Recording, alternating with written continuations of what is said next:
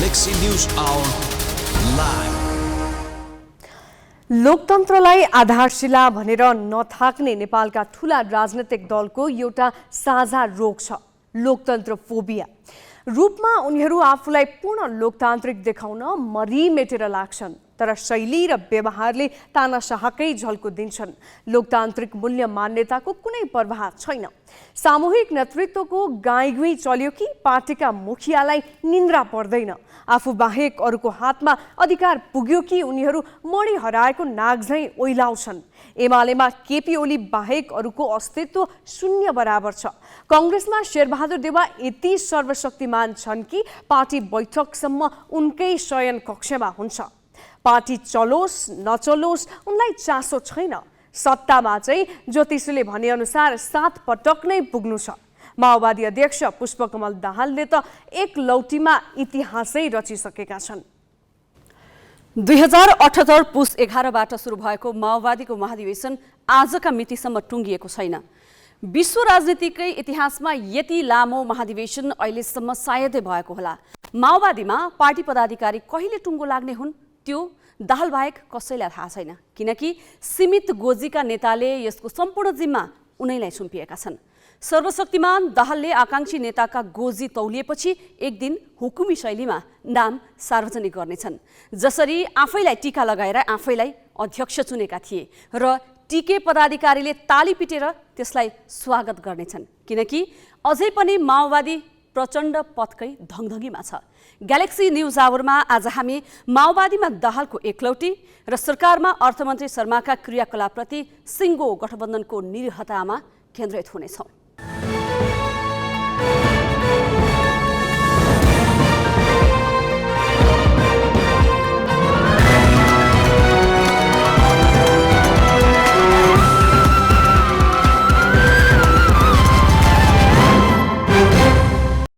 नमस्कार, यो हो ग्यालेक्सी न्यूज आवर। अब हेडलाइन्स।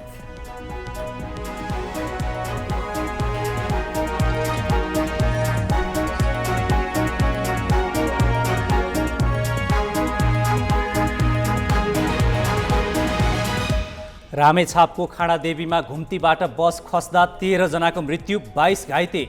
ब्रेक फेल भएको प्रहरीको अनुमान। संसदीय प्रक्रियाको अन्तिम चरणमा पुगेको नागरिकता विधेयक फिर्ता लिने सरकारको निर्णय। 3 वर्षभन्दा बढी समय लगाएर राज्य व्यवस्था समितिले गरेको गृह कार्य निरर्थक। महाधिवेशनका 6 महिनामा पनि माओवादीले छान्न सकेन पदाधिकारी। केन्द्रीय समितिको बैठक रोकेर विधानले नै नचिन्ने संरचना सक्रिय, पदाधिकारी तोक्ने अधिकार दाहाललाई। कोभिडका कारण थलिएको अर्थतन्त्रमा पूर्ण रूपमा सुधार आएको राष्ट्र बैंकको निष्कर्ष। मौद्रिक नीति मार्फत सहुलियत कटौती गर्ने गभर्नर अधिकारीको सङ्केत। र नेपाली क्रिकेट टोली क्यानाडाको राष्ट्रिय टिमसँग अभ्यास खेल खेल्दै 2 खेलको श्रृङ्खलापछि स्कटल्यान्ड जाने।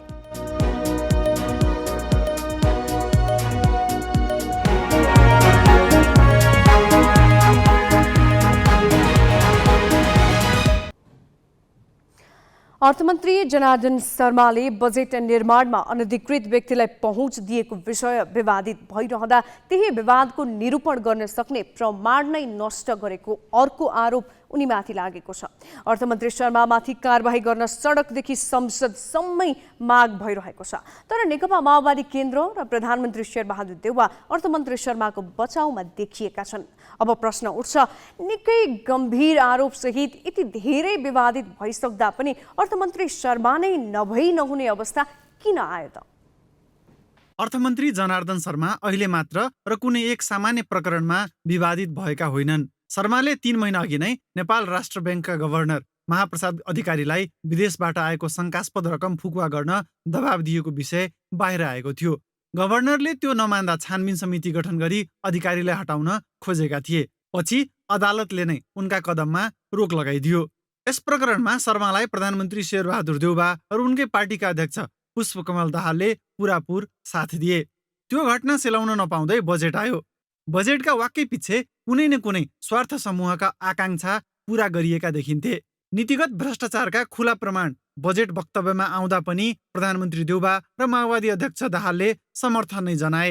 बजेट वक्तव्यको अघिल्लो रात अर्थ मन्त्रालयमा अनधिकृत व्यक्तिलाई करका दर हेरफेर गर्न पहुँच दिएको विषय अर्थमन्त्री शर्मामाथिको आरोप मात्र थिएन, प्रधानमन्त्री र सिङ्गो मन्त्री परिषदमाथि नै लागेको दाग थियो।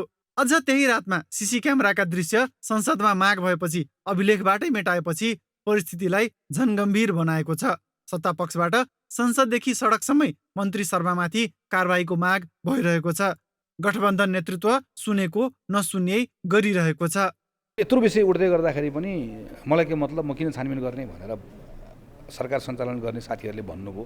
अर्थमन्त्रीले पनि मलाई जबरजस्ती कसैले हटाएर हट्ने भने सङ्ख्या मसँग छ भनेर भन्नुभयो भने त यो राजनीतिक जवाफदेताको प्रश्न पनि भयो। प्रश्नले फेरि जीवन पनि हामीले लखट्छ पनि अब, किन अब त यति सार्वजनिक बहसको विषय अस्तिसम्म एउटा विषय उठ्यो, त्यो विषयमा हामी कति गम्भीर भयौँ भन्ने एउटा प्रश्न भयो।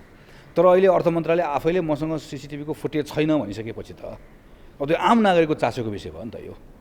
र डेमोक्रेसीमा चाहिँ आम नागरिकको चासोको विषय, प्रश्नको विषय भइसके पछाडि चाहिँ त्यसलाई पन्छ्याउनु हुँदैन, त्यसलाई सम्बोधन गर्नुपर्छ र स्वयं सम्माननीय प्रधानमन्त्रीजीले नै सम्बोधन गर्नुपर्छ भन्ने मेरो जिकिर चाहिँ हो। सिङ्गो सरकार र पार्टी नै बदनाम हुँदा पनि शर्मा मन्त्री पदबाट टसमस नहुनुको कारण के होला? अहिले यस प्रश्नको खोजी भइरहेको छ। शर्मा स्वभावैले माओवादी अध्यक्ष दाहालमाथि हावी हुन सक्ने नेता मानिन्छन्। उनी सशस्त्र सङ्घर्षकालमा माओवादी सेनाका एक डेपुटी कमान्डर थिए। अध्यक्ष दाहालदेखि माथत कार्यकर्ताका आर्थिक आवश्यकता उनले पुरा गर्थे। मेरो बारेमा गम्भीर प्रकृतिको प्रश्न उठ्यो, त्यो प्रश्नको निर्क्युल भएपछि कमिङ आउट क्लिन भन्छ नि, म यसबाट पुरा बरी भएर आउन आउँछु, त्यो मेरो नैतिकता हो भनेर कि उहाँ असल राजनीतिज्ञ हो भनेदेखि छानबिनका लागि छोडिदिन्छु भन्न सक्नु पर्थ्यो। त्यसो नभनेर उहाँले जबरजस्ती यो मेटियो, कोही आएको छैन भनेर अब मैले चाहिँ पेलेर यो कुरालाई लिएर जान्छु भन्ने जुन मानसिकता देखिया छ, त्यो चाहिँ नि सार्वजनिक पदमा बस्ने मान्छेको लागि, अर्थमन्त्रीको लागि सुहाउँदो कुरा होइन। अर्थमन्त्रीको जिम्मेवारी पाएपछि भने आफ्ना पार्टीका अध्यक्ष मात्र होइन, बालुवाटारसँगको साइनो पनि उनले मजबुत बनाएका छन्। त्यसैले उनी विवादको जुनै तहमा पनि ओर्लिन तयार भएका छन् भने उनीमाथि कारबाहीको आँट कसैले गर्न सकिरहेको छैन। 2074 को स्थानीय चुनावमा रुकुम पश्चिमका 6वटै स्थानीय तहमा विजयी माओवादीले यस वर्ष 4वटामा जितेको छ। आफ्नै कारण यो सम्भव भएको भनेर शर्माले नै जस लिने गरेका छन्। पार्टीमा अध्यक्षपछिको शक्तिशाली पद महासचिव ताकिरहेका शर्मा चौथो पटक मन्त्रीका रूपमा सत्ताको सुखभोग गरिरहेका छन्। नेतृत्वलाई नै धम्क्याउने र घुर्क्याउन सक्ने भएकैले उनका जस्तासुकै क्रियाकलाप सामु दाहाल र उनको दल निरीह देखिएका छन्। क्यामेरामा सञ्जय घिमिरेका साथ विष्णु बसौला र जितेन्द्र झा, ग्यालेक्सी फोके, काठमाडौँ। बजेट वक्तव्य सार्वजनिक हुनुभन्दा अघिल्लो रात अनधिकृत व्यक्तिलाई पहुँच दिएर करका दर हेरफेर गरेको विषयमा अर्थमन्त्रीदेखि प्रधानमन्त्री नै प्रश्नको घेरामा छन्। यही विषयले संसददेखि सडकसम्मै तातेको छ। तर यी प्रश्नको जवाफ दिन सक्ने प्रमाण अहिले सुरक्षित छैनन्। सिसी क्यामेराका दृश्य बाँकी नरहेको जवाफ अर्थ मन्त्रालयले दिएको छ, अर्थात् ती दृश्य मेटाइसकिएका छन्। यसरी सरकारी अभिलेख नष्ट गर्नु आफैमा अपराध हो। त्यसमाथि आफू विरुद्धका आरोप ढाकछोप गर्न प्रमाण नष्ट गरिन्छ भने त्यो झन ठुलो अपराध हुन्छ। अर्थमन्त्री जनार्दन शर्मासँगै सचिव मधु मरासिनी माथि पनि यही आरोप लागेको छ अहिले। त्यसो भए ती प्रमाण पुनः बिउत्याउने प्रविधि र दोषीलाई दण्डित गर्ने बारे कानुनले के भन्छ त?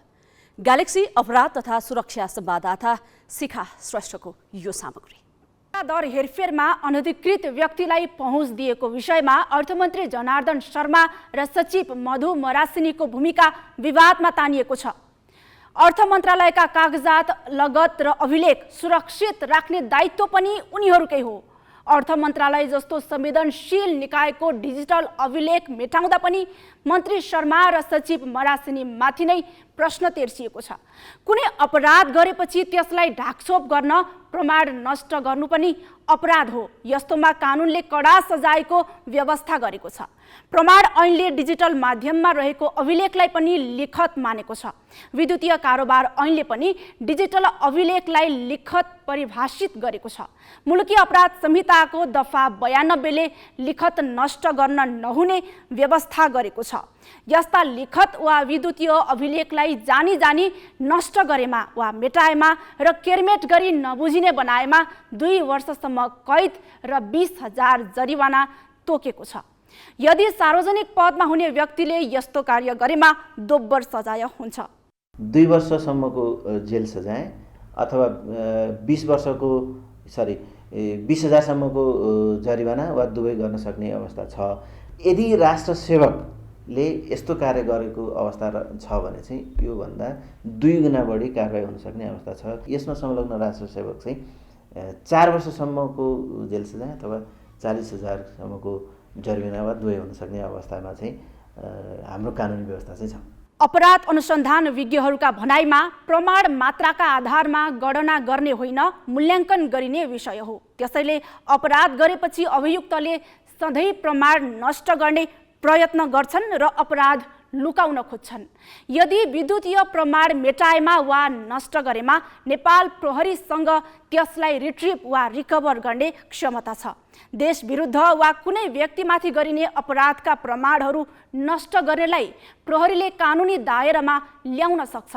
यस प्रकरणमा पनि प्रहरीको डिजिटल फोरेन्सिक ल्याब मार्फत मेटाइएका प्रमाण फर्काउन सक्ने पर्याप्त ठाउँ छन्। प्रमाणहरूलाई ल्याएर इलेक्ट्रोनिक चिज छ भने इलेक्ट्रोनिकलाई त्यसलाई चाहिँ रिट्रिभ गरेर र त्योदेखि बाहेक पनि अरू प्रमाणहरू नष्ट गरेछन् भनेपछि त्यसलाई पनि जोडेर तपाईँको मुद्दाहरू इस्टाब्लिस भएका धेरै इक्जाम्पल छन्। यो प्रहरीमा करिब करिब तपाईँको दैनिक आइराख्ने कुराहरू हो र जुन तपाईँले अर्थको हिसाबले अर्थ मन्त्रालयको हिसाबले तपाईँले हेर्नुभएको छ नि, मेरो त सिम्पली भनाइ के भनेपछि तपाईँको प्रहरीको जुन सिआइबीको टिम छ, हाम्रो साइबर टिम छ नि, यस्ता इन्भेस्टिगेसन गरेको र यस्ता प्रमाणहरू लुकाएको जुन प्रमाण या नष्ट गरेको प्रमाणलाई रिट्रिभ गर्ने क्यापेसिटी उनीहरूमा छ र उनीहरूले गर्न पनि सक्छ। हरेक विवादमा न्याय निरूपणको मुख्य आधार नै प्रमाण हो। त्यसैले प्रमाणको सुरक्षाको जिम्मेवारी पाएका पदाधिकारी नै नष्ट गर्न लागि पर्छन् भने त्यो झन् गम्भीर र दुर्भाग्यपूर्ण हो। यसमा प्रमाण बिउताउन सकिने प्रविधि उपलब्ध छ र दोषीमाथि कारवाही गर्ने कानुन पनि छ। त्यसैले सीसी क्यामेराका दृश्य मेटाउँदैमा दोषी उम्किने ठाउँ छैन। राज्यले चाहेमा तत्काल कानुनी कठघरामा ल्याउन सकिन्छ। राज्यका संवेदनशील सूचना र अभिलेख मेटाउने अधिकार कसैलाई पनि हुँदैन। त्यस्तो सम्पत्ति संरक्षण गर्नुपर्ने अधिकारीलाई त झनै हुँदैन। कुनै पनि आपराधिक कार्यलाई अपराधकै रूपमा लिई अधिकार प्राप्त निकायले अनुसन्धान र कारबाहीको प्रक्रियामा लैजानुपर्छ।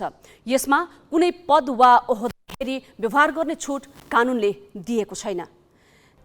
अब केही न्युज संक्षेपमा। रामेछापको खाडादेवी गाउँपालिका लुबुघाटमा भएको यात्रुवाहक बस दुर्घटनामा परि मृत्यु हुनेको संख्या 13 पुगेको छ। सुनापति गाउँपालिकाको बेथानबाट काठमाडौँ आउँदै गरेको बस बिहान लुबुघाटमा दुर्घटना भएको हो। दुर्घटनास्थलमा 9 जना र उपचारका क्रममा धुलीखेल अस्पतालमा 4 जनाको मृत्यु भएको प्रहरीले जनाएको छ। मृत्यु भएकाहरूमध्ये 8 जना सुनापति गाउँपालिकाका हुन्। यस्तै काभ्रेको 5 खालका 2 जना तथा मण्डनदेवपुर र रुसिकाका 1 जना हुन्। दुर्घटनामा अन्य 22 जना घाइते भएका छन्। गम्भीर घाइते 3 जनाको शेर मेमोरियल र अन्य 19 जनाको धुलीखेल अस्पतालमा उपचार भइरहेको छ। गम्भीर घाइतेलाई हेलिकप्टर मार्फत ल्याइएको थियो। बस सडकबाट 35 मिटर तल खसेको थियो। दुर्घटनामा चालक सामान्य घाइते भएका छन्। उनलाई प्रहरीले नियन्त्रणमा लिएको छ। ब्रेक फेल भएर बस दुर्घटना भएको प्रहरीको अनुमान छ। बिग्रेको बसलाई चालकले सामान्य मर्मत गरी चलाएकाले दुर्घटना भएको स्थानीयले बताएका छन्। नागरिकताको समस्या समाधानका लागि नागरिकता विधेयक सक्दो चाँडो पारित गर्नका लागि सत्तारूढ दल भित्रैबाट आवाज उठिरहेका बेला सरकारले भने विधेयक नै फिर्ता लिने निर्णय गरेको छ। सिंहदरबारमा आज बसेको मन्त्री परिषदको बैठकले नागरिकता विधेयक फिर्ता लिने निर्णय गरेको हो। संसदीय समितिले दफावार छलफल गरेर पारित गरेको विधेयक मन्त्री परिषदले फिर्ता लिने निर्णय गरेको हो। राज्य व्यवस्था समितिले दफावार छलफल गरी 2077 असार 9 गते प्रतिवेदन प्रतिनिधि सभामा पेश गरेको थियो। प्रतिनिधि सभामा प्रतिवेदन पेश गरेको समितिकी तत्कालीन सभापति शशि श्रेष्ठ अहिले भूमि व्यवस्था मन्त्री छिन्। विधेयक फिर्ता लिने निर्णय गर्दा श्रेष्ठ पनि बैठकमै थिइन्। विधेयक प्रतिनिधि सभामा सालमा 2075 साउन 22मा दर्ता भएको थियो। सत्ता गठबन्धनमा रहेका सबै दलको सहमतिमा नागरिकता विधेयक फिर्ता लिने निर्णय गरेको उद्योग वाणिज्य तथा आपूर्ति मन्त्री दिलेन्द्र बडुले जानकारी दिए। फिर्ता लिने निर्णयले विधेयक तर्जुमादेखि संसदीय समितिमा छलफल गराउँदा भएको सबै लगानी खेर गएको छ। सरकारले यसअघि समितिले पारित गरिसकेको संघीय निजामती विधेयक पनि फिर्ता लिएको थियो। काठमाडौँ उपत्यकाको सुरक्षा व्यवस्था केन्द्र सरकार मार्फत राख्न नेपाली कांग्रेस र नेकपा एमाले एकमत देखिएका छन्। माओवादी केन्द्रले भने यसलाई संविधानको भावना विपरीत भनेको छ। प्रतिनिधि सभाको राज्य व्यवस्था तथा सुशासन समितिको आज बसेको बैठकमा गृहमन्त्री बालकृष्ण खाँडले उपत्यकाको सुरक्षा जिम्मेवारी संघीय प्रहरीले दिने व्यवस्था गर्न खोजेको बताए। उनले नेपाल प्रहरी र प्रदेश प्रहरी ऐनलाई संशोधन गर्न बनेको विधेयकमाथि समितिमा दफावार छलफलका क्रममा सुरक्षा संवेदनशीलता ख्याल गरेर उपत्यकाको सुरक्षा जिम्मेवारी संघीय प्रहरीलाई दिन खोजिएको बताएका हुन्। उनले यसलाई प्रदेश प्रहरीको अधिकार कटौतीका रूपमा नबुझ्नु सांसदहरूलाई आग्रह गरे। कांग्रेस र एमालेका सांसदले सुरक्षा संवेदनशीलताका कारण राजधानीको सुरक्षाको जिम्मा केन्द्र सरकार मार्फत राख्नुपर्ने र यसलाई संघीयतासँग जोडेर हेर्न नमिल्ने बताए। प्रधानमन्त्री शेरबहादुर देउवाले सत्ता गठबन्धनमा रहेका दलबीच विवाद हुनुलाई सामान्य रूपमा लिन कार्यकर्तालाई आग्रह गरेका छन्। प्रधानमन्त्री देउवाले नेपाल ट्रेड युनियन कङ्ग्रेसको कार्यालय परिसरमा बनाइएको पूर्व प्रधानमन्त्री गिरिजाप्रसाद कोइरालाको शालिग आज अनावरण गर्दै एउटै पार्टीमा त समस्या हुने भएकाले गठबन्धनमा विवाद हुनुलाई अनौठो मान्न नहुने बताएका हुन्। खास गरी माओवादी केन्द्र र नेकपा एकीकृत समाजवादीका शीर्ष नेताले नै स्थानीय तह निर्वाचनमा कङ्ग्रेसले धोका दिएको आरोप लगाएको प्रसङ्गमा देउवाले यस्ता कुरालाई सामान्य मान्नुपर्ने बताएका हुन्। त्यसअघि पार्टी उपसभापति धनराज गुरुङले माओवादी केन्द्र र एकीकृत समाजवादीले सरकारमा रहेर कङ्ग्रेसमाथि आरोप लगाउनुले गठबन्धन धरापमा पर्न लागेको सन्देश गएको बताएका थिए। सङ्खुवा सभा जिल्ला अदालतले मादी हत्याकाण्डका दोषी 5 मध्ये 4 जनालाई आजीवन कैद सजाय सुनाएको छ। अदालतले हत्यामा संलग्न खड्गबहादुर कार्की, हस्तबहादुर कार्की, रणबहादुर कार्की र लोकबहादुर कार्कीलाई आजीवन कारावासको सजाय सुनाएको हो। 17 वर्षीय नरेश कार्कीलाई भने 16 वर्ष कारावासको फैसला सुनाइएको छ। 10 महिना अघि मादी नगरपालिकाको खोला गाउँमा घरायसी रिसिभीका कारण एकै परिवारका 6 जनाको हत्या भएको थियो। अछामको पञ्चदेवल विनायक नगरपालिका 4 का विनोद शाहीको हत्या आरोपमा 10 जना विरुद्ध मुद्दा दायर भएको छ। जिल्ला सरकारी वकिलको कार्यालयले पक्राउ परेका 4 जना र फरार रहेका 6 जना विरुद्ध आज मुद्दा दायर गरेको हो।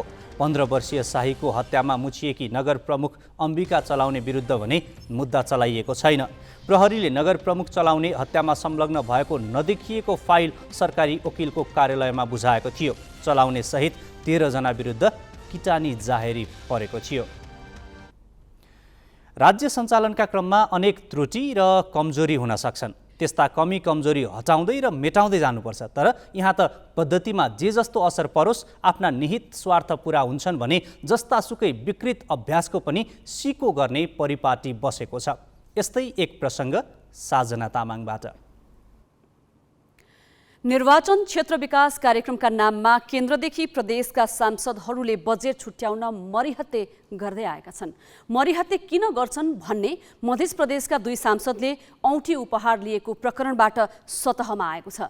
गण्डकी प्रदेशमा सत्तारूढ र प्रतिपक्षी दलका सांसदले निर्वाचन क्षेत्र विकास कार्यक्रम खारेज गरेको विरोधमा 20 दिन संसद चल्नै दिएनन्। उनीहरूले सरकारलाई बजेट छुट्याउनका लागि सहमति जनाउन बाध्य पारे। आफ्नो विधायकी जिम्मेवारी भुलेर विकासका नाममा बजेटका लागि मरिहत्ते गरेको भनेर चर्को विरोध भएको कार्यक्रम केन्द्र सरकारले खारेज गरे पनि 4 वटा प्रदेश सरकारले भने हटाएका छैनन्। मध्य प्रदेशका 2 सांसदले शनिबार सुनको औँठी उपहार पाए। सांसद मनिष कुमार सुमन र नेत्रविक्रम शाहले सप्तरीको राजविराजमा सार्वजनिक कार्यक्रममा 50-50 हजार रुपैयाँको औँठी सगर्व बुझे। उनीहरूले औँठी कुनै उत्कृष्ट काम गरे वापत भने पाएका होइनन्। बजेट उपलब्ध गराइदिए बापत कमिसन स्वरूप लिएका हुन्। निर्वाचन क्षेत्र विकास कार्यक्रमको बजेट मध्ये 50-50 लाख रुपैयाँ सुमन र शाहले राजविराजको सामुदायिक संस्था शाह सेवा सदनलाई दिएका थिए। सुनको औँठी उपहारले निर्वाचन क्षेत्र विकास कार्यक्रमको बजेट कसरी दुरुपयोग गरिन्छ भन्ने सतहमा आएको छ। यो बजेट दुरुपयोगको दृष्टान्त मात्र होइन, सांसदहरूले आफ्नो गरिमा र मर्यादा कसरी भुलिरहेका छन् र स्रोतको अपचलन गरिरहेका छन् भन्ने उदाहरण पनि हो। एक दिन कार्यक्रम गरेलै राजविराजको साहस सेवा सदनले म लगायत केही साथीहरूलाई 6 जना साथीहरूलाई दोसल्ला, गम्छा, त्यो के भन्छ मायाको चिनो सहित स्वर्ण मुद्रिकाले पनि हामीलाई अभिनन्दन गरेको रहेछ। साँच्चै भन्ने हो भने मलाई त्यसरी महँगो उपहार दिइँदैछ भन्ने जानकारी पहिलादेखि दिइएको थिएन। त्यहाँ गएपछि पुरै ठुलै कार्यक्रम गरेर देशभरिकै आफ्नो साथ समुदायका व्यक्तिलाई एक ठाउँमा ब्याएर उहाँहरूले मलाई अभिनन्दन गर्नुभयो र स्वर्ण मुद्रिकाले नै अभिनन्दन, म लगायत 6 जनालाई स्वर्ण मुद्रिकाले अभिनन्दन गर्नुभयो। त्यत्रो महँगो उपहार लिँदा मलाई पनि लाजै लाग्यो, सङ्कोच लाग्यो। तर त्यहीँका त्यहीँ म लिन्न, म तेरो यो अभिनन्दनलाई स्वीकार गर्दिनँ, म तेरो फर्काउँछु भन्न सक्ने स्थितिमा म थिइनँ। तर म के घोषणा गर्न चाहन्छु भने भविष्यमा साहस समाजकै कोही छोरीको विवाह भयो भने, कोही निर्धन गरिब छोरीको विवाह भयो भने सो स्वर्ण मुद्रिका म त्यो छोरीको विवाहमा म पनि उपहार स्वरूप फर्काउनेछु। मङ्सिरमा हुने चुनावबाट नयाँ जनप्रतिनिधि आउने भएकाले 3वटा प्रदेशले निकै विवादित यो कार्यक्रम यसपालि हटाएका छन्। तर सांसदहरूले कार्यकर्तासँग मिलेर दुरुपयोग गर्ने कार्यक्रममा आगामी आर्थिक वर्षका लागि मध्य प्रदेश सरकारले 2 अर्ब 25 करोड रुपैयाँ विनियोजन गरेको छ। प्रदेश 1 सरकारले निर्वाचित सांसदका लागि 1 करोड र समानुपातिक सांसदलाई 50 लाखका दरले बजेट छुट्याएको छ। आफूसँग भरपर्दो स्रोत नभए पनि कर्णाली प्रदेश सरकारले सांसदै पछि 4 करोड रुपैयाँ बाँड्न खोजेको छ। गण्डकी प्रदेश सरकारले यो कार्यक्रम हटाउन खोज्दा चर्को विरोध सामना गर्नु पर्यो। प्रतिपक्षी एमाले मात्र होइन, सत्तारूढ दलकै सांसदले अर्थमन्त्री र मुख्यमन्त्रीको राजीनामा मागेर 20 दिनसम्म संसद चल्नै दिएनन्, जसका कारण अर्थमन्त्री रामजी प्रसाद बरालले सांसदहरूको तजविजी खर्चका लागि 72 करोड विनियोजनका लागि सहमति जनाएका छन्। त्यो निर्वाचन क्षेत्र विकास कार्यक्रमहरूको कुनै व्यक्तिलाई दिने होइन, निर्वाचन क्षेत्र केन्द्रित हो। निर्वाचन क्षेत्र केन्द्रित कार्यक्रम चाहिँ सबै माननीयहरू सहभागी हुने गरी गरेको त्यो कार्यक्रम चाहिँ उपयुक्त हो भन्ने ठहर गरेरै हामीले दोस्रो वर्षदेखि त्यो कार्यक्रम माननीय पृथ्वी सुब्बा गुरुङको नेतृत्वको सरकार हुँदादेखि नै दोस्रो वर्षदेखि नै हामीले त्यसलाई कार्यान्वयन गरेका थियौँ। तर अहिले सरकारले खास गरी अर्थमन्त्रीज्यूले त्यो कार्यक्रम नल्याएको भन्ने बुझियो। पहिला नल्याएको भनेको कारणले बजेटमा पनि देखिएन, त्यो नीति कार्यक्रममा देखिएन, बजेटमा पनि देखिएन। अहिले चाहिँ उहाँहरू सत्ता गठबन्धन बिचमै विवाद भएर, झमेला भएर, झगडा भएर अहिले चाहिँ फेरि निर्वाचन क्षेत्र विकास कार्यक्रम चाहिँ सम्बोधन गर्ने भन्ने तहमा अर्थमन्त्री पुग्नु भएको छ भन्ने हामीले सुपदारमा सुनेका छौँ। निर्वाचन क्षेत्रका नाममा बजेट छुट्याएर दुरुपयोग गर्ने विकृति केन्द्रबाट प्रदेशमा सरेको हो। केन्द्र सरकारले प्रति सांसद 6 करोड रुपैयाँसम्म छुट्याउने गरेको थियो। चौतर्फी विरोध र कोभिडका कारण स्रोत प्रभावित भएपछि कार्यक्रम खारेज गरियो। त्यसो त कार्यक्रमको बजेट उपभोक्ता समितिका नाममा कार्यकर्ता पोस्न खर्च भएको र हिसाब किताब पारदर्शी नभएको महालेखाको परीक्षणले नै औँल्याएको थियो। प्रदेश सांसदले भने विकासका नाममा बजेटमा आँखा लगाउन छाडेका छैनन्, जबकि सांसदहरूको काम मूलतः कानुन निर्माण हो। विकास निर्माण सांसदहरूको जिम्मेवारीभित्र पर्दैन, ती कामका लागि सरकारका संयन्त्र छन्। यसको अर्थ निर्वाचन क्षेत्र विकास कार्यक्रमलाई सांसदहरूले धन कमाउने माध्यम बनाउन चाहेको रूपमा लिएको छ। जनकपुरबाट किरण कर्ण र पोखराबाट उत्तम पौडेलका साथ अक्षर काका, ग्यालेक्सी 4K, काठमाडौँ। यसैबीच हामीले निर्वाचन क्षेत्र विकास कार्यक्रमका नाममा किन राज्यको स्रोत दोहन गर्ने रोग प्रदेशमा फैलदैछ भनेर राष्ट्रिय सभा सदस्य तथा योजना आयोगकी पूर्व सदस्य बिमला राई पौडेललाई सोधेका छौँ। सरकार र त्यसपछि सङ्घमा भएका विभिन्न आयोगहरू छन् नि, उनीहरूले पनि अलिक चटाख हुनुपर्ने हो। यस्तो बेला छ कि अहिले त सबै संस्थाहरू कमजोर हुँदै गएका छन् कि अख्तियारले के गरिरहेको छ। अख्तियारले यो जुन अहिले एउटा प्रदेशको कुरा आयो, बजेट सांसदहरूले राखिदिए बापत कुनै संस्थाले 5-5 तोलाको सुन पब्लिकली सार्वजनिक रूपमा उपहार दिइरहेको छ। त्यो घुस हो कि होइन? त्यो मेरो भूमिका मैले निर्वाह गर्दा यदि कसैले मलाई उपहार दिन्छ भने त्यो लिन मैले मिल्छ कि मिल्दैन? होइन, किनभने त भोलि 1 तोलाको पाउँछु भने मैले अर्को करोडको चाहिँ योजना पास गराउने भयो नि त, होइन? त्यस्तो कुराहरूमा अख्तियार दुरुपयोग आयोगको आँखा पुग्नुपर्छ। अख्तियार दुरुपयोग आयोगले तुरुन्तै त्यस्तोलाई निषेध गर्नुपर्छ। यो त लुट्ने प्रवृत्ति भयो क्या। यसलाई सङ्घीयताको दोष मैले भन्दिनँ, तर विकृति आइरहेको छ। यो विकृतिलाई हामीले तुरुन्तै नियन्त्रण गरेनौँ भने पहिलो कुरा त अर्थतन्त्रमा ठुलो समस्या आउने देखि नै सकेको छ। हाम्रो छिमेकी श्रीलङ्काकै अवस्था हामीले हेरिराखेका छौँ। गलत नीति गलत प्रवृत्तिले कहाँ पुग्छ भन्ने कुरा, त्यसबाट पाठ सिक्नुपर्ने हो। एउटा अर्थतन्त्रकै कुरा पनि हो। अर्को चाहिँ मान्छेमा वितृष्णा चाहिँ एकदमै सङ्घीयताप्रति नै वितृष्णा जाग्ने चाहिँ काम भइराखेको छ। यसलाई तुरुन्तै रोक्नुपर्छ।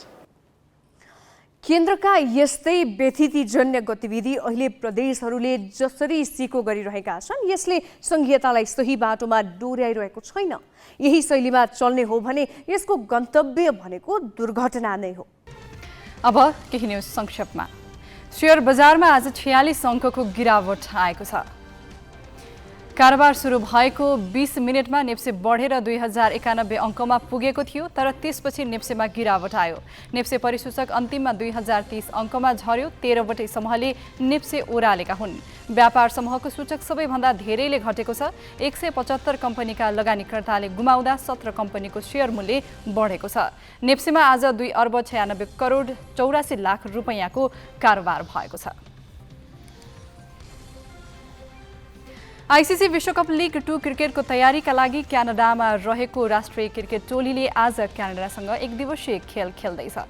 2 खेलको सिरिज अन्तर्गतको पहिलो खेल किङ्स सिटी क्रिकेट मैदानमा केही बेरमा सुरु हुनेछ। स्कटल्यान्ड भ्रमणमा जानुअघि नेपाली टोलीले क्यानाडासँग सिरिज खेल्न लागेको हो। ओन्टारियो क्रिकेट क्लब विरुद्ध अघिल्ला दुवै अभ्यासमा जित निकालेको नेपाली टोली क्यानाडियन टोलीलाई हराउँदै मनोबल उच्च बनाउने योजनामा छ। क्यानाडा सादविन जाफरको कप्तानीमा नेपाल विरुद्ध मैदान उत्रनेछ। दोस्रो खेल भोलि हुनेछ। क्यानाडासँगको 2 खेलको सिरिजपछि नेपाली टोली त्यहीबाट स्कटल्यान्ड भ्रमणमा निस्कनेछ। श्रीलङ्काका प्रधानमन्त्री रनिल विक्रमासिंघेले अर्थतन्त्र उकास्न सक्नेमा आफू विश्वस्त रहेको बताएका छन्। विक्रमासिंघेले हालको सङ्कटग्रस्त अर्थतन्त्रमा सुधार ल्याउन 18 महिना लाग्ने बताएका छन्। सन् 2023 कठिन हुने तर 2024 सम्ममा स्थिति सुधारिने उनले बताएका हुन्। गत मेमा 6औं पटक देशका प्रधानमन्त्री बनेका 73 वर्षीय विक्रमासिंघेले आफूले असाधारण परिस्थितिमा पद सम्हालेको बताए। 2 करोड 20 लाख जनसङ्ख्या भएको श्रीलङ्का विदेशी मुद्रा सञ्चिति लगभग सकिएपछि सङ्कटग्रस्त छ। श्रीलङ्कामा इन्धन अभावका कारण सडक खाली हुन थालेका छन्। देशभरका विद्यालय बन्द छन् भने व्यापारिक प्रतिष्ठान र सरकारी कार्यालय पनि बन्द गर्नुपर्ने अवस्था सिर्जना भएको छ। लोकतन्त्रको सही अभ्यासको सुरुवात दलहरूबाट हुनुपर्ने हो, तर यहाँ लोकतन्त्र कुल्चिने र व्यक्तिको प्राधिकार स्थापित गर्ने माध्यम नै दल हुन पुगेका छन्। माओवादीमा अध्यक्ष पुष्पकमल दाहालले आफ्नो प्राधिकार कसरी चलाइरहेका छन्? यो प्रसङ्ग सोनिका अर्यालबाट। माओवादी केन्द्रले नयाँ नेतृत्व छान्न महाधिवेशन गरेको 6 महिना नाग्यो। काठमाडौँको प्रज्ञा भवनमा पुसमा भएको महाधिवेशनले विधान अनुसार पार्टीका संरक्षणा बनाएन। अध्यक्ष बाहेकका पदाधिकारी अझै छानिएका छैनन्। स्थायी समिति र पोलिट ब्युरो सदस्यको पनि टुङ्गो लागेको छैन। पार्टीका संरक्षणालाई पूर्णता दिनको लागि भनेर डाकिएको केन्द्रीय समितिको बैठक रोकेर अध्यक्ष पुष्पकमल दाहालले भने पार्टी विधानले नचिन्ने बैठक राखी सबै अधिकार आफै प्रयोग गर्न खोजेका छन्। आइतबार सुरु भएको माओवादी केन्द्रको केन्द्रीय समितिको बैठकमा स्थानीय तह निर्वाचनको समीक्षा, प्रदेश र प्रतिनिधि सभा निर्वाचनको तयारीका साथै पार्टी पदाधिकारी चयन एजेन्डामा थियो। बैठकमा केन्द्रीय सदस्यहरूले महाधिवेशन सकिएको 6 महिना बितिसक्दा पनि पदाधिकारी तथा स्थायी समिति र पोलिट ब्युरो सदस्य चयन गर्न नसक्नु लाजमर्दो भएको बताए। उनीहरूले बैठक लम्ब्याएर भए पनि विधानले व्यवस्था गरेको संरचनालाई पूर्णता दिनुपर्छ भने। बैठक मङ्गलबार सक्ने तालिका थियो, तर पार्टी अध्यक्ष पुष्पकमल दाहालले मङ्गलबार बैठक नै राखेनन्। उनले केन्द्रीय समितिको बैठक रोकेर आफ्नो निवासमा स्थायी समितिका पूर्व सदस्यको बैठक राखे। दाहाल निवासमा बसेको बैठकलाई पार्टीको विधानले चिन्दैन। त्यो अवैधानिक बैठकले पदाधिकारी तथा स्थायी समिति र पोलिट ब्युरो सदस्यको नाम छान्ने जिम्मा दाहाललाई नै दियो। यसको मतलब पार्टी संगठनमा दाहालकै तजबिजी हुने भएको छ। पार्टीका कतिपय नेताहरूले भने यसलाई अध्यक्षप्रतिको विश्वास भनेका छन्। उहाँले सापेक्षिक रूपमा अब सबैलाई चित्त बुझ्ने जस्तो पुरै चित्त त कहिले पनि बुझ्दैन। सापेक्ष रूपमा चित्त बुझ्ने नाम ल्याउनुहुन्छ भने अध्यक्षले त्यो कुरो कुन कुन नाम ल्याउने के गर्ने भने छलफल भएको छ नि त। छलफल भएपछि त्यसलाई चाहिँ फाइनल गर्ने काम चाहिँ मलाई जिम्मा दियो। छलफलै नभइकन त्यति बेला तपाईँले अध्यक्षले गरेर जरा ल्याउने भनेको होइन कि छलफल भएर ल त्यसलाई चाहिँ फिनिसिङ गरेर ल्याउनुहोस् भनेर उहाँलाई जिम्मा दियो प्रस्तावले तयार गर्न। पार्टीको विधान अनुसार माओवादीको सर्वोच्च निकाय महाधिवेशन हो, तर पुसमा भएको महाधिवेशन केन्द्रीय समिति मात्र छानेर सकिएको थियो। त्यति बेला केन्द्रीय समितिको पहिलो बैठकबाट आफूलाई अध्यक्ष घोषणा गर्न लगाएका दाहालले अहिले वैधानिक थलोलाई व्यवस्था गरेर अवैध बैठक मात्र गरेका छैनन्, केन्द्रीय समितिको अधिकार आफैमा निहित गर्न खोजेका छन्, जसका कारण महाधिवेशन गर्नुको औचित्यमाथि नै प्रश्न उठेको छ। सबै निर्णय दाहाल एक्लैले गर्ने भए महाधिवेशन र केन्द्रीय समिति तथा पार्टीका अरू संरचना किन चाहियो भनेर प्रश्न गर्न थालिएको छ। वास्तवमा प्रचण्डलाई चाहिँ के लाग्छ भने मैले बनाएको, मैले गरेको त्यो व्यक्तिवादी पार्टीको त्यही हुन्छ। त्यो व्यक्तिवादी पार्टी हो, त्यो कुनै चाहिँ सामूहिक पार्टी होइन। त्यहाँ चाहिँ व्यक्तिवादी चाहिँ नेतृत्वको संरचना छ। त्यसमाले 35 वर्षदेखि उहाँले नै त्यो पार्टी चलाउनु भएको छ होइन, र उहाँसँग चाहिँ अलिकति पनि मतभेद राख्ने मान्छे त्यहाँ छँदा पनि छैन। त्यसमाले प्रचण्डको चाहिँ चाहना के हो भन्दाखेरि मैले बनाएको, सेन्ट्रल कमिटीमा मैले बनाएको तपाईँलाई उहाँले एकल रूपमा चाहिँ डिल गर्दा एकजनालाई चाहिँ उहाँले सम्बोधन गर्दा सिधै नै भन्नुहुन्छ तपाईँलाई मैले बनाएको, म प्रति उत्तरदायी हुनु है। यो चाहिँ कुनै चाहिँ त्यो प्रतिस्पर्धा भन्ने बित्तिकै त त्यो प्रचण्डप्रति उत्तरदायी होइन कि, त्यो त महाधिवेशनप्रति उत्तरदायी हुन्छ नि त। त्यसमाले प्रचण्ड त्यो चाहँदैनन्। प्रचण्ड चाहिँ नितान्त व्यक्तिगत मान्छे बनाउने हो उहाँको चाहिँ स्वभाव। त्यसो त माओवादीमा दाहालले जे चाह्यो त्यही हुँदै आएको छ। अधिकांश नेताले उनको विरोध गर्ने सामर्थ्य राख्दैनन्। विरोध गर्ने नेतालाई दाहालले अघि आउनै दिँदैनन्। उनको कार्यशैली चित्त नबुझाउने धेरै नेताले यसअघि नै पार्टी छोडिसकेका छन्।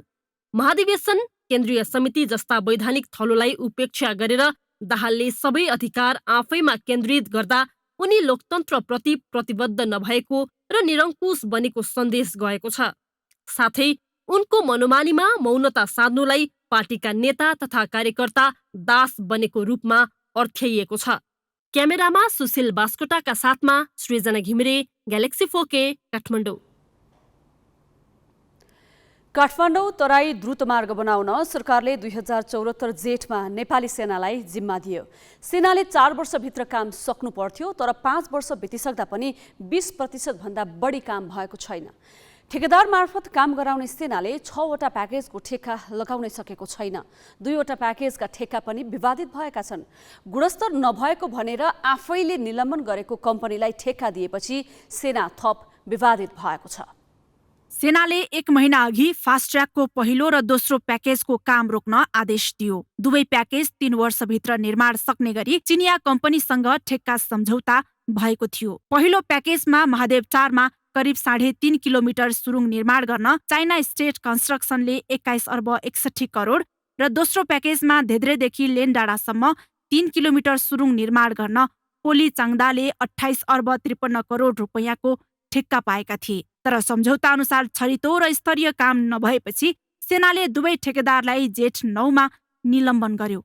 आफैले निलम्बन गरेको कम्पनीलाई सेनाले फेरि काम लगाएको छ। उसले परामर्शदाता र आयोजना प्रमुखसँगको छलफलपछि निलम्बित कम्पनीलाई काम अगाडि बढाउन भनेको हो। सरकारले जिम्मा लगाए अनुसार सेनाले 1 वर्ष अघि नै आयोजना पूरा गरिसक्नु पर्थ्यो, तर 32 अर्ब रुपैयाँ भन्दा बढी खर्च हुँदा मुस्किलले 20% मात्र काम भएको छ। आयोजनामा अहिलेसम्म साइट क्लियर समेत हुन सकेको छैन। ललितपुरको खोकनामा स्थानीयको विरोध कायमै छ। त्यसैले थप गरिएको 3 वर्षको अवधिमा पनि काम पूरा हुन्छ भन्ने विश्वास गर्ने आधार छैन। अब अलाइनमेन्टको विवादै बाँकी रह्यो भने त कम्प्लिट हुने चिज त अटोमेटिकली भएन।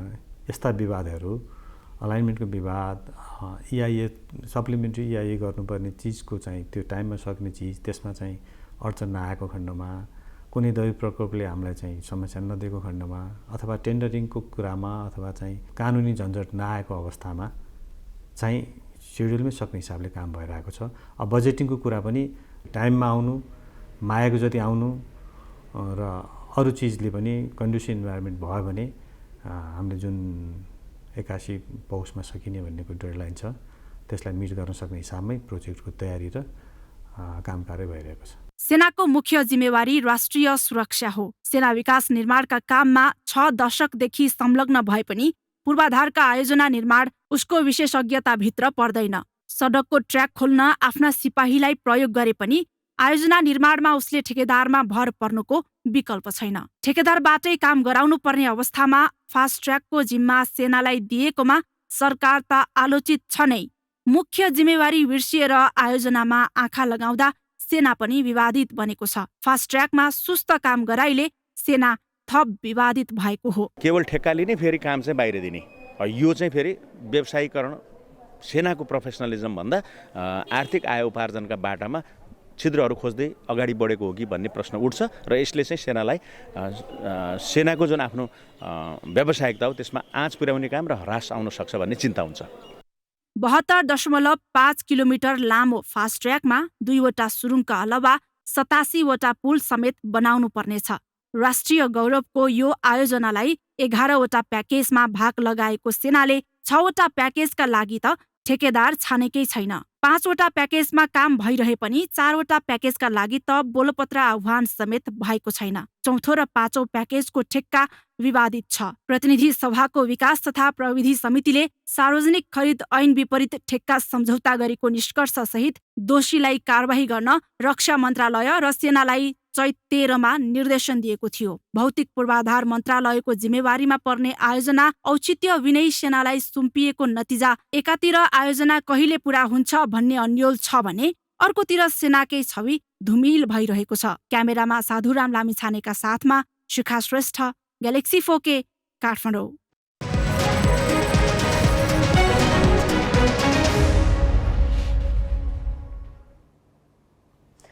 सिंहदरबारको अधिकार गाउँमै पुर्याउन बलियो स्थानीय सरकारको परिकल्पना संविधानले गरेको छ। नागरिकलाई धेरै सेवा सुविधा पनि अहिले स्थानीय सरकारले नै दिन्छन्। जनताको घर दैलोको सरकार भनिने स्थानीय तहलाई नै जब सेवाग्राहीले खोज्दै अरू शहरतिर धाउनुपर्छ भने स्थिति के होला? कैलालीको पहाडी क्षेत्रमा रहेको मोहनयाल गाउँपालिकामा यस्तै भइरहेको छ। यस गाउँपालिकाका केही शाखा घोडाघोडी नगरपालिकाको सुखड बजारमा छन्। आर्थिक अनियमितता बढी हुने पालिकामा गनिने मोहनयालले दुर्गम छाडेर सुगम स्थानतिर कार्यालय सारिरहन्छ। अहिले हामी जहाँ जाँदैछौँ त्यो मोहनयाल गाउँपालिकाको कार्यालय भएको भन्ने सूचना हामीले प्राप्त गरेका छौँ। हामी यहाँ आइसकेपछि कर्मचारीहरू ताला लगाएर भागेका छन्। अघिल्ला वर्षहरूमा पनि मोहनयाल गाउँपालिका कार्यालय कैलालीका विभिन्न सुगम ठाउँहरूबाट सञ्चारमा आएपछि अख्तियारले निगरानी समेत गरेको थियो। अहिले बजेट सक्ने चटारो पनि गाउँपालिकालाई छ।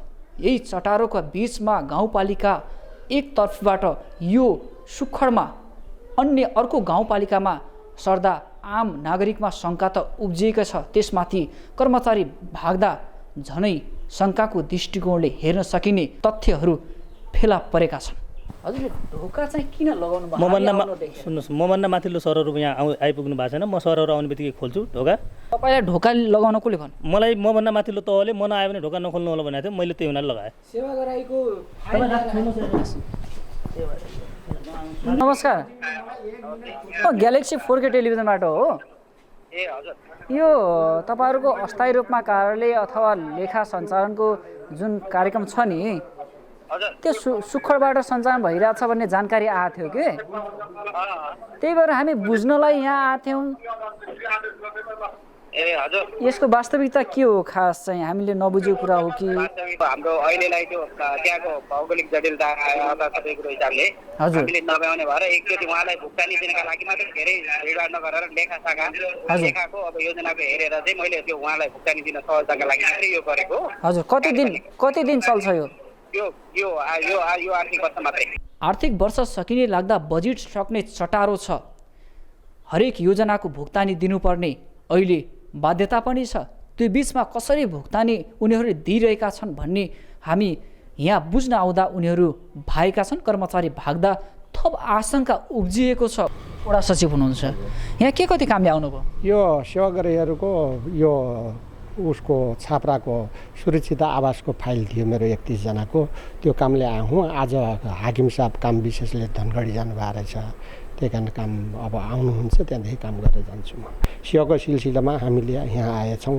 सेवा नेट इन्टरनेट चलेन, सेवा दिन यहाँ एउटा सेवा केन्द्रको रूपमा स्थापना भएको छ। हामीलाई त फेरि उहाँदेखि हेर्नु अब यहाँ आउनु माथि सुनरल यहाँ आउनु 2 दिन लागिहाल्छ। 2 दिन लाग्छ। एक दिन आउनु पर्यो, अर्को दिन यहाँ आउनु पर्यो। अब यहाँदेखि थिमबाट जानलाई त हामीलाई लगभग 4 दिन लाग्छ समथिङ। त्यस्तो असल सुखड एरिया भयो नि त सर। अब सुखड एरिया यो यहाँनिर होटलहरू छन् त्यही भएर आएको छ। जाने बाटामा गऱ्यो यो मोहनल गाउँपालिकाको के हो यो त मलाई थाहा भएन नि त के हो यो कसैको व्यक्तिको घर होला यो। यहाँ कार्यालय छ गरे नि त। त्यो त हो खै अब त्यो बारेमा मलाई थाहा भएन चाहिँ। हजुरलाई थाहा छैन? तपाईँले ल्याउनु भएको पत्र के हो? यो मेरो कागजपत्र हुन्। कागजपत्र लिएर यहाँ कार्यालयमा आउनु भएको तपाईँ फेरि कार्यालय हो कि होइन थाहा छैन भन्नुहुन्छ। त्यो व्यक्तिको घर हो नि सर, कार्यालय भनेर लेखेको त कतै छैन यो। सिंहदरबार गाउँघरमा आइसकेपछि मोहनियालवासीले यी विकासका पूर्वाधारहरूको महसुस कहिले गर्न पाउँछन्? यिनै बहानामा कहिलेसम्म मोहनियालबाट गाउँपालिकाको कार्यालय अन्यत्र जिल्लाका विभिन्न ठाउँमा सारिन्छन्? यस्तो हुँदा आम नागरिकले समस्या भोगिराख्नु परेको छ। यसतर्फ सम्बन्धित निकायले चासो दिन जरुरी देखिन्छ। क्यामेरामा पुष्कर नेपालीको साथमा Ishwar Jaisi, galaxy 4K, Sukhad, Kailali. Business news का साथ में नेपाल टॉप सब ठीक ठाक। नेपाल टॉप सब ठीक ठाक।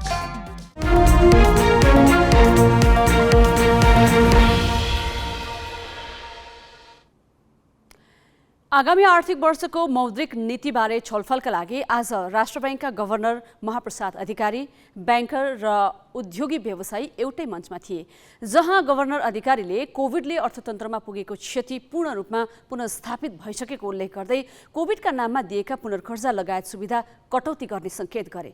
तर उद्योगी व्यवसायीले भने कटौती गर्दा अर्थतन्त्रमा फेरि क्षति हुन सक्नेतर्फ ख्याल गर्न भनेका छन्। यहाँहरू सबैको सहयोगबाट त्यसको इन्फोर्समेन्टबाट रिबाउन्ड भएको हो, अर्थतन्त्र रिकभर भएको हो। हिजो मात्रै राष्ट्र ब्याङ्कको हाम्रो एक्जिक्युटिभ डाइरेक्टरज्यूले प्रेजेन्ट गर्नुभएको थियो राष्ट्र ब्याङ्ककै कार्यक्रममा। क्लियर भिसेप चाहिँ 2021 को बिचमा रिकभरी देखिन्छ।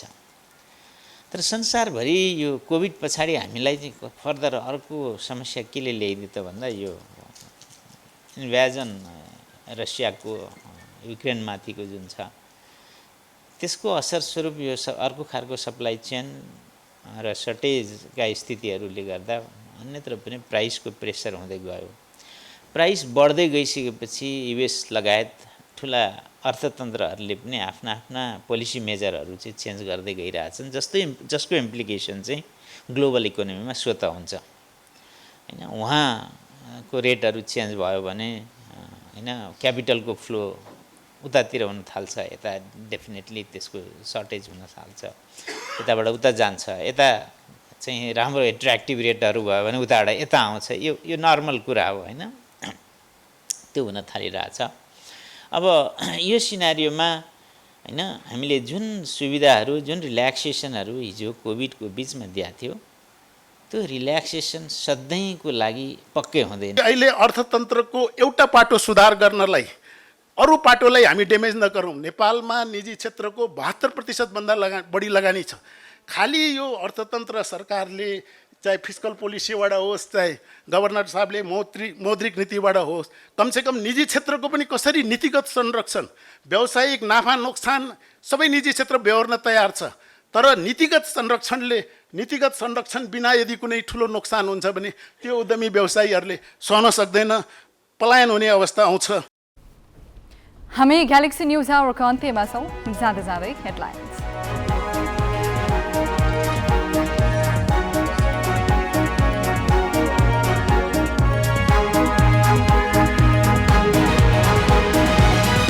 रामेछापको खाँडादेवीमा घुम्तीबाट बस खस्दा 13 जनाको मृत्यु, 22 घाइते, ब्रेक फेल भएको प्रहरीको अनुमान। संसदीय प्रक्रियाको अन्तिम चरणमा पुगेको नागरिकता विधेयक फिर्ता लिने सरकारको निर्णय, 3 वर्षभन्दा बढी समय लगाएर राज्य व्यवस्था समितिले गरेको गृह कार्य निरर्थक। महाधिवेशनका 6 महिनामा पनि माओवादीले छान्न सकेन पदाधिकारी, केन्द्रीय समितिको बैठक रोकेर विधानले नै नचिन्ने संरचना सक्रिय, पदाधिकारी तोक्ने अधिकार दाहाललाई। कोभिडका कारण थलिएको अर्थतन्त्रमा पूर्ण रूपमा सुधार आएको राष्ट्र बैंकको निष्कर्ष। मौद्रिक नीति मार्फत सहुलियत कटौती गर्ने गभर्नर अधिकारीको संकेत। र नेपाली क्रिकेट टोली क्यानाडाको राष्ट्रिय टिमसँग अभ्यास खेल खेल्दै 2 खेलको श्रृङ्खलापछि स्कटल्यान्ड जाने।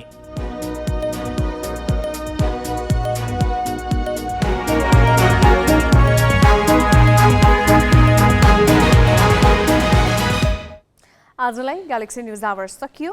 नमस्ते।